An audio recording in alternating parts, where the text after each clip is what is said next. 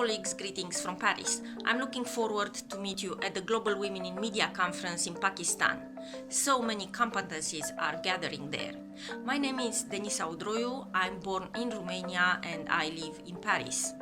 I've been a journalist for over 35 years, writing on politics, social issues, culture, and writing for all kinds of media outlets, from newspapers to press agencies, radio and TV.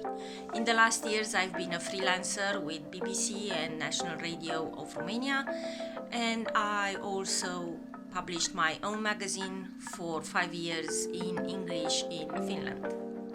I also published 2 books, and during my work as a journalist, I'm trying to get people closer, to be more tolerant, to understand better what is going on in the world and what is making us being similar.